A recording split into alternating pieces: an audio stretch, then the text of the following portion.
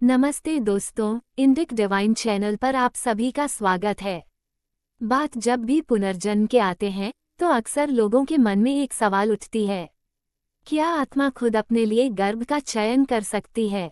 तो आज हम इसी सवाल का जवाब के तौर पर यह खास वीडियो आपके लिए पेश कर रहे हैं। आशा करते हैं आपको ये जानकारी अच्छी लगेगी। सनातन धर्म शास्त्र के अनुसार जीव का अगला जन्म किस योनि में होगा, यह उसके वर्तमान जन्म के कर्मों के अनुसार तय होता है।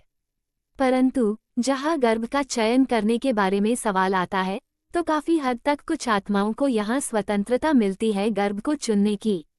लेकिन ये स्वतंत्रता कुछ विशेष कार्य और कारण के ऊपर निर्भर करके मिलती है। मृत्यु उपरांत जब एक जीवात्मा का पिछले जन्म के कर्मों का लेखा जोखा धर्मराज के न्याय सभा में देखा जाएगा, तब उसके कर्म फल के आधार पर ही उसका गति तय होगा। कर्म के अनुसार वह स्वर्ग जाएगा, नर्क जाएगा या वापस इस धरती लोक में आकर जन्म लेगा, ये तय होता है। अगर उसके धरती पर पुनर्जन्म होती है तो वह किस योनि में होगा और कैसा जीवन होगा, यहाँ तक का निर्णय उसके कर्म करेगी। पुनर्जन्म के लिए तैयार लाखों करोड़ों आत्माएं अंतरिक्ष में घूमती रहती हैं। मनुष्य के गर्भधारण के समय जब शुक्राणु और अंडाणु एक हो जाते हैं तो सूक्ष्म जगत में प्रकाश की एक चमक होती है। वहाँ जो आत्माएं पुनर्जन्म के लिए तैयार हैं, अगर उनका कंपन प्रकाश की चमक से मेल खाता है तो वे अंदर जाने के लिए दौड़ पड़ती हैं। कभी कभी एक ही समय में 2 या उससे अधिक आत्माएं अंदर चली जाती हैं और महिला को जुड़वां या 3 बच्चे हो जाते हैं। जन्म का निर्धारण कई सारे तथ्यों व ऋणानुबंध पर निर्भर करता है, प्रारब्ध व जन्म उद्देश्यों पर निर्भर करता है। केवल जागृत आत्मा चयन कर सकती है, शेष नहीं। शेष को तो पता ही नहीं होता है। गर्भ पहले बनता है, आत्मा बाद में प्रवेश करती है। ये गर्भोपनिषद में वर्णित है। अतः आत्मा द्वारा चयन किस माता पिता द्वारा तैयार गर्भ में होगा, यह उस पर निर्भर करता है। अब गर्भ का चुंबकत्व किस प्रकार की आत्मा को प्रवेश हेतु आकर्षित करेगा, यह माता पिता के मनोभाव निर्मित करते हैं। दिव्य गर्भ का निर्माण साधना से हुआ है तो उसमें असुर निम्न आत्मा प्रवेश नहीं कर पाती। साधारण तौर पर यदि कोई ऋणानुबंध न हो और फिर भी माता पिता गर्भ में मनचाही संतान चाहते हों और उन्मुक्त आत्मा को जब गर्भ चुनने का अधिकार हो, तब जैसी आत्मा की मनोवृत्ति होती है वह वैसा घर व गर्भ अपनी संस्कारों के वशवर्ती होकर चुनती है। मधुमक्खी पुष्प पर बैठती है और मक्खी कचरे पर बैठती है, वैसे ही जैसी आत्मा वैसा गर्भ चुनती है। अगर आत्मा किसी विशेष उद्देश्य के लिए जन्म लेने वाली उच्च कोटि की आत्मा होगी तो परमात्मा उसे माता पिता के चयन का अधिकार देते हैं। पूर्व जन्मों के ऋणानुबंध के आधार पर या किसी विशेष उद्देश्य को साझा करने के लिए चिन्ह परिचित आत्मा का चुनाव माता पिता के रूप में होता है।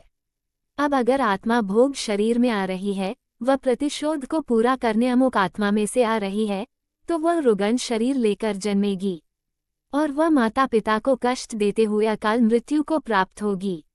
यदि आत्मा किसी का ऋण उतारने के लिए आ रही है तो वह सेवाभावी संतान के रूप में जन्म लेगी और तामस सेवा करके ऋण उतारेगी। कोई संत दिव्यात्मा मुक्ति मार्ग में बाधक कुछ गहन प्रारब्ध कष्टों का शीघ्रता से भोगकर मुक्ति चाहती है। अब उसको किसी से प्रतिशोध नहीं लेना, वह अनुरोध करती है कि वह रुग्ना व अपाहिज जन्मेगी तो कोई स्वेच्छा से इस भोग में साथ दे दे।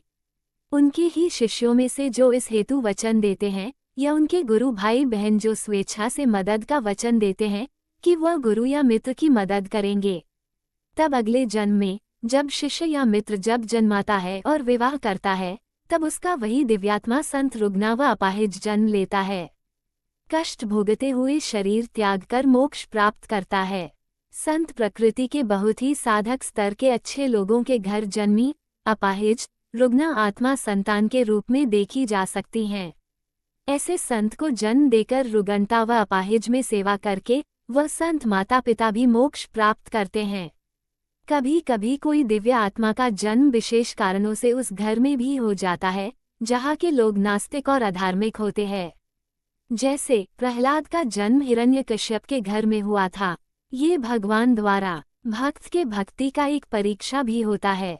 हिमालयन ऋषि स्तर की आत्माएं उस गर्भ का चयन करती है जहां नित्य साधना व शुभ संकल्प से जनसेवा हो रही हो। दुष्ट आत्माएं उस गर्भ का चयन करती हैं जहां उन्हें उनके मनोनुकूल दुष्ट भाव माता पिता की मनोवृत्ति में मिले। कभी कभी किसी तैयार गर्भ में प्रवेश को कोई आत्मा नहीं मिलती, तब ऐसी स्थिति में गर्भपात हो जाता है।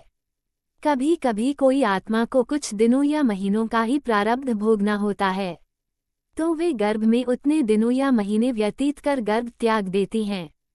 तब भी गर्भपात हो जाता है, या जन्म के कुछ दिन या महीनों बाद उनकी मृत्यु हो जाती है। अतः कोई एक कारण व एक नियम गर्भ में आत्मा के प्रवेश का नहीं तय किया जा सकता। गर्भ में आत्मा के प्रवेश के लिए बहुत सारे नियम व विधि व्यवस्था हैं, इसलिए किसी एक कारण में मत उलझिए।